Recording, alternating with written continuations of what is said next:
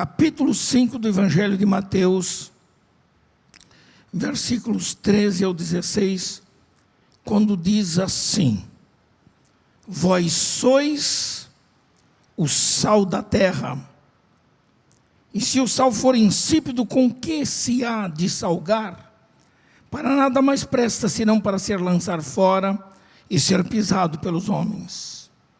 Vós sois a luz do mundo.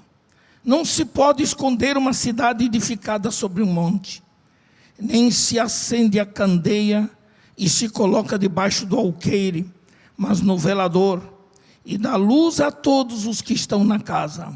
Assim, resplandeça a vossa luz diante dos homens, para que vejam as vossas boas obras e glorifiquem a vosso Pai que está nos céus. Hoje, a Assembleia de Deus em Joinville celebra os 40 anos deste colégio, que tem no seu título, no seu nome, o nome de um homem muito querido. Ele foi muito querido e especial para mim, porque eu era um menino quando ia para a casa deste homem chamado Manuel Germano Miranda. Existe uma fotografia da família, do passado, que eu sou o único intruso no meio da família. Que estava lá, tinha apenas 6, 7, 8 anos de idade, e eu gozava dessa amizade e o carinho de toda a família do pastor Manuel Germano Miranda. Homem que deixou um legado na história da Igreja Assembleia de Deus do estado de Santa Catarina. Eu louvo a Deus. Fico feliz porque esta igreja comemora e celebra os 40 anos desse colégio, que tem um caráter educativo abrangendo essencialmente a educação infantil e o ensino fundamental para crianças e adolescentes. E isto nos mostra a visão da igreja para alcançar seus membros e outras pessoas da sociedade que vêm através do estudo de uma educação secular com orientação cristã. E igreja e educação estão sempre irmanados pelos objetivos educativos como uma entidade educadora. Porque a igreja é uma entidade educadora. Ela se preocupa em ensinar, não apenas em pregar o Evangelho, mas pregar e ensinar. Naturalmente, nós constatamos e sabemos que a educação cristã, através da igreja, ela alcança, neste caso, duas dimensões. Uma dimensão horizontal e outra vertical. Sabemos que a educação secular, ela envolve exatamente aquela educação horizontal, ou seja, voltada para o mundo ao nosso redor, onde os alunos, eles aprendem a conhecerem muitas coisas relacionadas com a ciência, com a matemática, com a economia, e com outros valores importantes da sociedade. Existe um choque no mundo aí fora entre o sistema secular de ensino com o sistema de educação cristã. O sistema secular oferece aos alunos uma visão de mundo que requer, sem dúvida, da parte dos professores cristãos, uma atenção especial, porque esse tipo horizontal que vê o mundo nessa esfera de educação tem uma tendência lá fora em excluir Deus da base do seu ensino e também das considerações e das necessidades espirituais dos seus alunos. Daí porque a importância do professor cristão, que precisa, sem dúvida, ser sal da terra, para salinizar e temperar a educação com princípios cristãos, sem invadir, sem desrespeitar os valores e as liberdades individuais dos seus alunos e dos pais que colocam os seus alunos na escola. Por isso é que escolhi esse texto. Eu não vou poder falar dos dois assuntos, onde se fala de duas metáforas utilizadas por Jesus para ilustrar essencialmente o poder da influência do Evangelho e da Palavra de Deus na vida da sociedade como um tal. E através de quê? De duas figuras ilustrativas tiradas do dia a dia da vida de cada judeu naquela época. Sal e luz. Sal e luz. E Jesus diz assim para os seus discípulos: vós sois o sal da terra. As bem-aventuranças que começam aqui no capítulo 5, elas descrevem geralmente o caráter essencial dos discípulos de Jesus como sal e luz. E elas são metáforas, são figuras que denotam a sua influência para o bem, para as coisas boas no mundo em que nós vivemos. O cristão verdadeiro, ele deve exercer influência no mundo que ele vive. Ele não pode se esconder dentro de um casulo. Há uma tendência negativa e equivocada de muitos cristãos que, por medo do mundo lá fora, se enclausuram dentro de uma espiritualidade em que o mundo não fica sabendo quem eles são. Mas você, meu irmão, minha irmã, não nasceu de novo para ficar enclausurado dentro de quatro paredes, dentro de um templo. Você nasceu de novo para dar testemunho da luz, para ser sal positivo que tempere a vida das pessoas da sociedade com o seu testemunho pessoal. Isso nós precisamos tomar consciência, sem dúvida, nos tempos que vivemos. Entendemos então que, se as bem-aventuranças que aparecem no capítulo 5 de Mateus são esta influência positiva num mundo violento, num mundo agressivo, a ideia comum e mundana que rege lá fora é de que um mal chama outro mal, e que um abismo chama outro abismo. Mas a filosofia cristã e bíblica destaca diferentemente a paz, a misericórdia, a humildade, a mansidão e a justiça como os meios para se viver neste mundo. Nós temos por obrigação fazer a diferença, fazermos a distinção naquilo que nós somos, pelo nosso testemunho comportamental, pelo nosso testemunho através daquilo que somos, que fazemos, como somos dentro de nossas casas, como somos dentro dos nossos casamentos, a relação nossa de pais e filhos, a relação nossa com o governo, a relação nossa com o comércio, com a indústria, a relação nossa com a vida material, a relação nossa com as coisas que estão ao nosso redor. Temos por obrigação fazer diferença. E por que fazemos diferença, não somos amados? E o próprio Senhor Jesus Cristo diz que o mundo nos odiaria por causa do seu nome, porque fazemos diferença no nosso comportamento social, fazemos diferença na nossa maneira de ser, maneira de falar, maneira de andar, maneira de vestir, fazemos a diferença. Ainda que vivamos no meio das pessoas que no dia a dia tenhamos uma relação de trabalho, de amizade ou coisas semelhantes.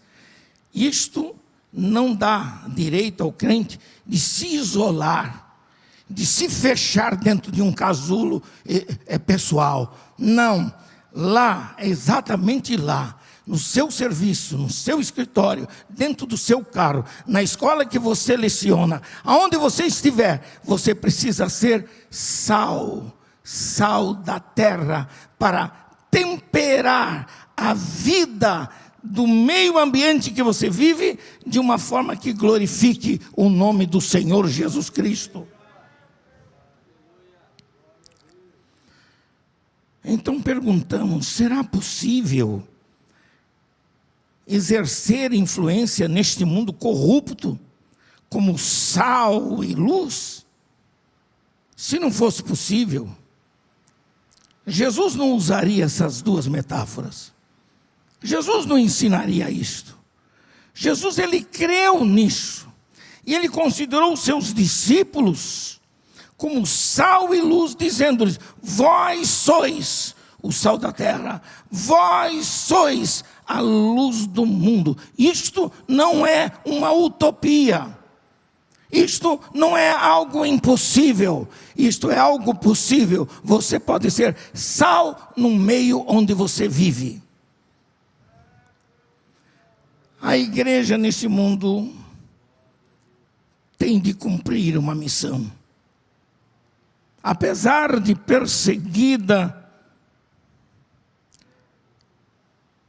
maltratada, não compreendida às vezes, mas a nossa chamada, a chamada para a vocação, para a salvação que recebemos em Cristo Jesus, é uma chamada para servir a este mundo que não nos entende. Que não nos entende. Esta influência diz respeito a toda a terra. Não era apenas para a Judéia, para a Galiléia, para a Palestina. Não. O seu alcance deveria chegar a todas as culturas e línguas e raças e tribos e nações do mundo inteiro. O testemunho cristão deveria, sem dúvida, chegar em todos os lugares e ser um benefício para todas as pessoas. Se tivéssemos tempo para dar testemunho do poder da influência do Evangelho na vida de muitos dos nossos missionários, em lugares onde eles são rejeitados pela sociedade, onde não são compreendidos, em lugares cujas culturas não admitem qualquer outro tipo de influência cultural, religiosa. O testemunho desses homens e mulheres é de uma coisa espetacular, é de uma coisa maravilhosa. Por isso, o que nós aprendemos aqui com esse versículo, quando Jesus diz: vós sois a luz, o sal da terra. E logo depois diz: vós sois a luz do mundo. Isso revela a natureza da influência cristã. A igreja não pode ser uma entidade estática, fechada, enclausurada, paralisada por uma liturgia seca, vazia. Não. Quando eu falo de liturgia, eu não estou falando apenas essa nossa liturgia que fazemos no dia a dia, cantando, louvando. E muitos crentes, eles acham que tudo da sua vida espiritual está no hino que canta, na emoção que sente. Você precisa ter mais do que mera emoção. Você precisa sentir o Senhor Jesus Cristo operando diretamente no seu coração e na sua vida. Você tem que ter o prazer de dar glórias ao Senhor lá fora, lá para o seu vizinho, para o seu colega de trabalho, para as pessoas que precisam receber a influência da sua vida pessoal. Para definir a natureza dessa influência, Jesus recorreu a essas metáforas. Sal e luz. toda casa de pessoas, residência, por mais pobre que seja, sempre usa o sal e a luz. São dois ingredientes que fazem parte da vida comum das pessoas. Jesus deveria, certamente, naquele período, ter observado na sua infância a sua mãe Maria usando sal na cozinha e acendendo as luzes quando o sol se punha lá no final da tarde. Sal e luz são elementos indispensáveis no lar.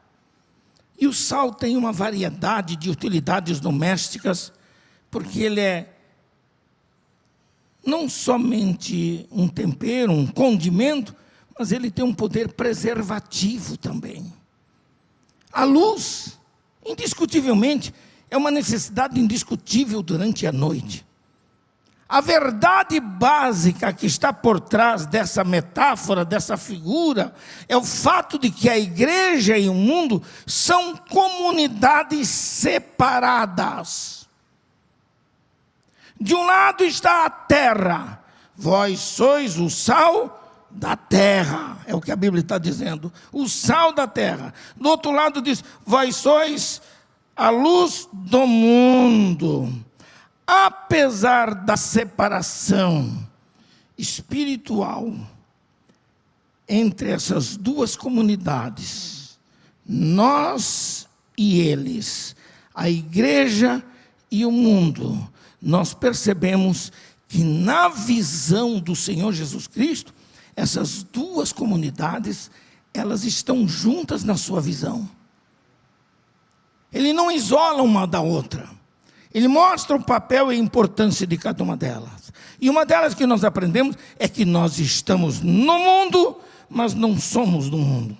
Eu não vou entrar em detalhes sobre a palavra mundo e o significado dela, ela tem uma variação de significados na Bíblia. Mas no contexto aqui, mundo se refere ao mundo da humanidade, das pessoas, a sociedade como um tal.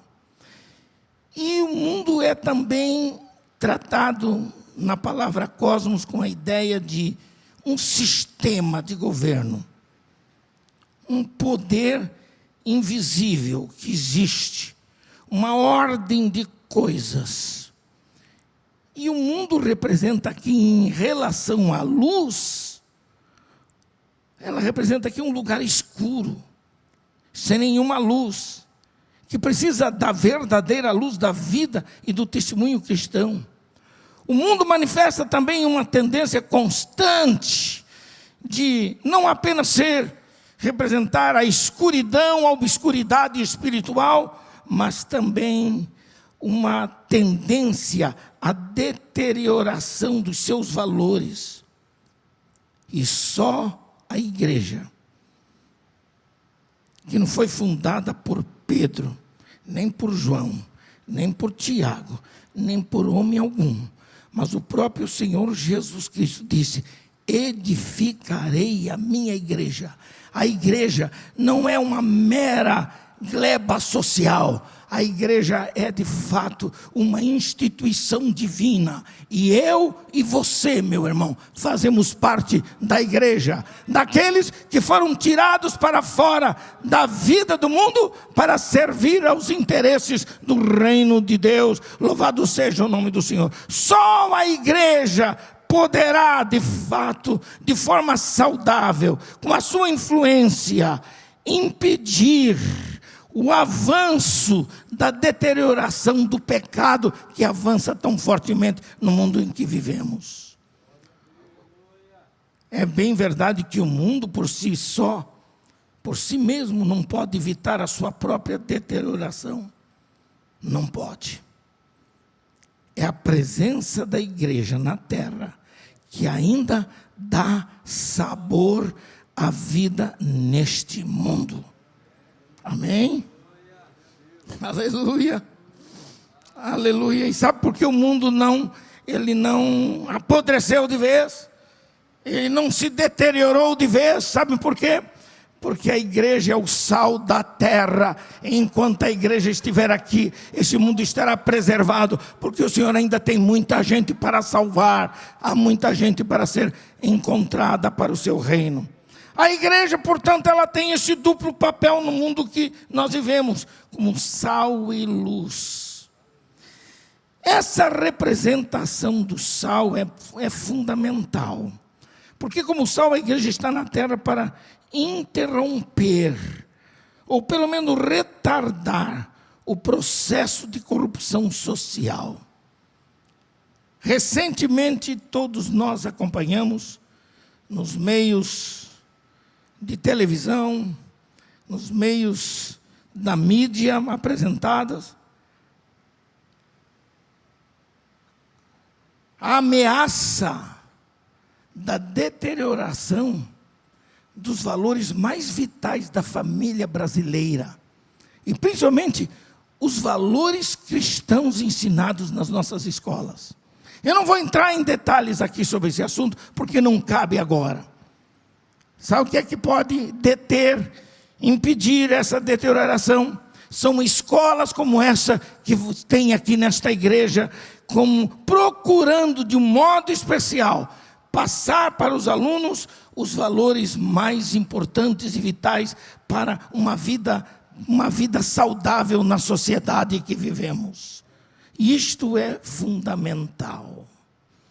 Como luz, nós estamos no mundo para dissipar as trevas da ignorância espiritual e para mostrar e fazer aparecer os inimigos invisíveis que se escondem nas trevas, para tomar de assalto as nossas crianças, os nossos adolescentes, os nossos jovens. É lamentável em que em muitos lugares no mundo inteiro, igrejas estão sendo transformadas em bibliotecas públicas, ou então alugadas para serviços vários, para fábricas, para escolas, para qualquer outra coisa.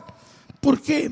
Porque essas igrejas se descuidaram com o poder de influência que tinham e permitiram que seus filhos tomassem um rumo diferente.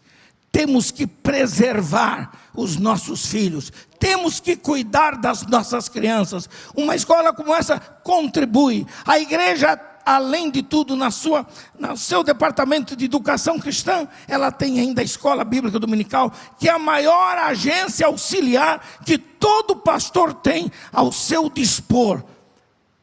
Papai, mamãe, quando eu vejo essas criancinhas pequenininhas sendo apresentadas aqui, crie seus filhos na igreja. Tragam seus filhos para a escola bíblica dominical. Eu sei que esta igreja de Joinville é uma igreja modelo em termos de escola bíblica dominical. Há muitos e muitos anos. Ela alcança várias faixas etárias de idades, para alcançar desde a criança do berço até a sua idade adulta. Traga. E não apenas traga as suas crianças e abandone na porta da igreja e você sai para comer churrasco na sua casa. Não, venha para a escola dominical. Eu fui criado por um homem que era amante da escola bíblica dominical. E meu pai dizia assim na igreja: toda família precisa vir para a escola dominical. Toda a família. Hoje é dia de comer arroz requentado, feijão queimado e linguicinha frita na hora. Mas venha para a escola dominical. Hoje não é dia do bem bom. Hoje é o dia de estar na presença de Deus, estudando e conhecendo a palavra de Deus. Eu louvo a Deus pela vida que eu tenho. Eu louvo a Deus que toda a minha formação bíblica e teológica começou na escola bíblica dominical. Foi lá, os fundamentos que foram plantados no meu coração, pastor, foi quando eu tinha 7, 8 anos de idade. Foi ali que eu aprendi a conhecer o Senhor. Depois, amante da palavra de Deus, passei a me dedicar ainda mais, a aprender mais e mais, para glorificar o nome do Senhor, e para exercer o meu ministério na pregação da palavra. Por isso,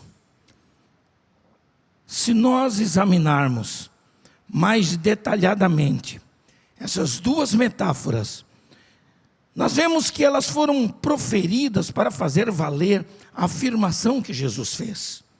O sal para temperar e preservar, e a luz para brilhar e iluminar nas trevas. O sal para nada serve se perder a sua salinidade. A luz torna-se inútil se ela for escondida. Por isso, sal e luz são figuras ilustres que têm uma relação direta com a educação cristã. Com a educação cristã. Isto é fundamental. Vós sois o sal da terra. A afirmação é direta e objetiva. Vós sois. Eu gostaria de perguntar aqui: quantos creem que a Bíblia é a palavra viva de Deus? Por favor, se manifestem. Então ela está dizendo para todos vocês: vós sois. Ela não está mandando recadinho. Não precisa vir nenhum profeta aqui para ver que falo contigo. Não, não precisa disso. A profecia é direta. É a palavra do próprio Jesus. É uma declaração que ele faz. Vós sois o quê? O sal da terra. O sal da terra e a luz do mundo. O mundo se deteriora como o peixe e a carne estragada. Mas a igreja, ela pode retardar a sua deterioração. Deus instituiu pelo menos duas instituições para controlar as tendências egoístas do homem moderno e que evitam que a sociedade acabe na anarquia, que são o Estado e o lar. O Estado, com a sua autoridade de estruturar e executar as leis que são votadas, geralmente no município, no Estado e no Congresso Nacional. O lar, com a sua autoridade dentro da família, é a força maior, é a autoridade maior. Se você está esperando que a igreja assuma a responsabilidade pela formação espiritual do seu filho, você está errado, está completamente equivocado. A educação cristã começa dentro da sua casa, na relação e no diálogo entre pais e filhos. A educação não é trabalho apenas para a mamãe. E o marido disse: eu tenho que cuidar das outras coisas, quem cuida disso é a minha mulher. E você lança sobre a mulher a educação dos seus filhos, que é papel do papai. A autoridade sacerdotal começa com o papai. Papai e mamãe, compartilhados no mesmo sentimento, eles podem, na verdade, influenciar positivamente o comportamento de seus filhos. Você precisa, papai e mamãe, aprender a dizer não para o seu filho quando ele, na sua natureza rebelde ainda adquirida de Adão e Eva, quer fazer o que bem entende, e você, meu Deus, o que é que eu vou fazer? Essa criança só quer isso. Eu me lembro muito bem, meu pai não dava vez para eu ficar brincando ou inventar qualquer história no dia de ir para a escola bíblica dominical. Todo mundo para a igreja, se arrumando de cedinho, prontinho, não tinha desculpa. Ah, pai, eu estou com dor de cabeça, eu não estou aguentando. Ah, tá. Então você vai ficar deitado aqui, deitado. Você não pode dar um passo daqui. Não era o que ele queria, porque não tinha doença nenhuma. Mas era uma forma de dizer: você vai comigo. Pai e mãe precisam exercer autoridade sobre os seus filhos. Imaginem a influência positiva que professores na escola tradicional podem dar aos seus filhos, no sentido de ensinar os valores da obediência, do respeito às leis, do respeito às autoridades. Meu Deus do céu, é incrível o que está acontecendo nos tempos atuais. É um desrespeito enorme que nós encontramos no dia a dia, aí ensinado nas escolas, nas faculdades, em todos os lugares. Na verdade, não é nem ensinado, é deixado acontecer, porque os pais não têm mais tempo para educar os seus filhos. O afã em ganhar dinheiro, em prosperar materialmente, faz que um papai e a mamãe trabalhem o dia inteiro, os filhos fiquem por conta de outras pessoas trabalhando em casa, mal conseguem ver quando eles já estão dormindo, vão embora no outro dia. Aí quando chega no domingo, nem papai nem mamãe estão animados para ir para a escola dominical também. Está na hora de você fazer uma reflexão séria sobre a sua vida. O que vale mais para você, papai e mamãe? É a vida do seu filho no futuro, um futuro brilhante e abençoado, e devidamente assegurado por uma educação firme e segura, ou então a perda do seu filho para tantas outras coisas? Deus, além dessas duas instituições que nós conhecemos no mundo, o Estado e o lar, há uma outra que é fundamental, uma instituição que é capaz de evitar uma catástrofe social, moral e espiritual, que chama-se igreja. A igreja do Senhor, não a denominação, não. O povo remido pelo sangue de Jesus. Aquele povo que Pedro teve a inspiração para entender, povo adquirido, povo de propriedade exclusiva de Deus. Os discípulos de Jesus são chamados exatamente de sal e luz para denotar o seu papel neste mundo. Isto é fundamental. Meu desejo é que nesta noite, essas reflexões que eu estou trazendo, esses pensamentos, que não foram tirados de livro algum, é o fruto dos meus pensamentos, das minhas preocupações com a igreja no tempo atual. Permitam-me dizer, irmãos, que o sal da terra, ele nunca pode perder a sua salinidade. No sentido natural, o cloreto de sódio, que é um produto químico muito estável, resistente a quase todos os ataques sobre o sal, mas ele pode ser contaminado por impurezas, tornando-se insípido, tornando-se inútil e até mesmo perigoso. O sal que perder a sua salinidade não serve para nada, nem para adubo. Disse que no tempo de Jesus existia um pó branco perto do Mar Morto, e eles chamavam às vezes de sal. Embora ele contivesse algum cloreto de sódio, também continha outras coisas mais, e por isso ele era insípido, não tinha o gosto original do sal, e não passava de um mero pó branco que não servia para nada. Jesus disse em outra ocasião: tende sal em vós mesmos, que a sua vida seja salinizada com o poder da palavra de Deus.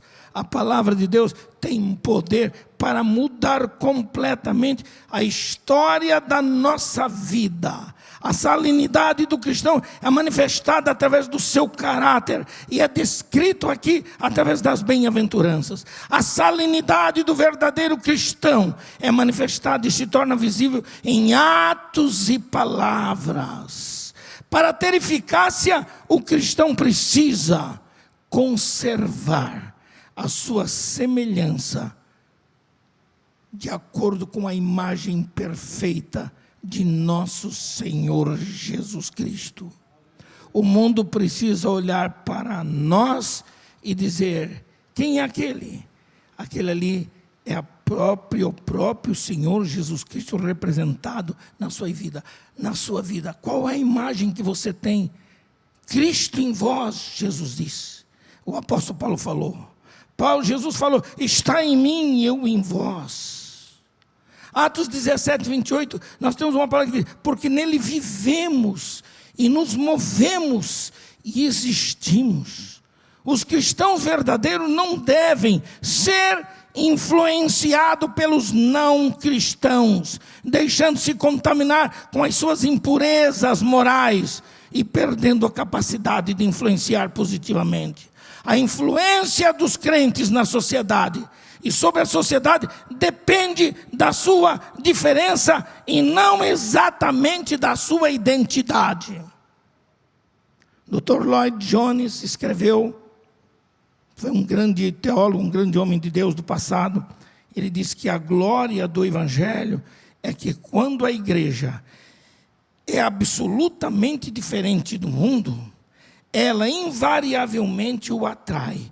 E então, é então que o mundo se sente inclinado a ouvir a sua mensagem. Sejamos uma influência positiva dentro dos nossos lares, na sociedade em que vivemos, nos empregos que temos, e o nome do Senhor Jesus será glorificado. Amém.